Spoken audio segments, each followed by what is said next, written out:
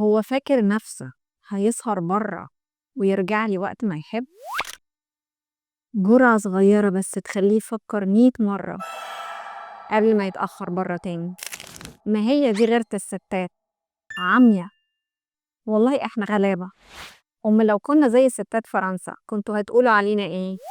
الستات زمان في القرون الوسطى في فرنسا وبالتحديد في باريس، الستات دول كانوا بيحطّوا نقطة خفيفة من السم لجوازهم الصبح أول ما بيصحى.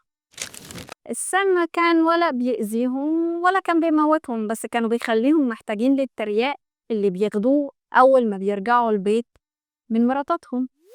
لحد هنا كل حاجة كويسة، بس المصيبة بقى لو بات برّه البيت. كان السم بيبدأ يشتغل وكانوا بييجي له صداع وكتمة نَفَس وغثيان وألم من غير سبب، وكل يوم كان بيعدّي وهو برّه البيت كان الألم بيزيد وكان بيحس بالضياع. بس أول ما يدخل البيت مراته تجهّز له المضاد في كوباية شاي والّا عصير، الراجل يرجع تاني زي الفل والدنيا تضحك له والحياة تبقى جميلة. والله حقيقي إن كيدهن عظيم. كانوا بيعملوا كده من غيرتهم وحبهم في جوازهم.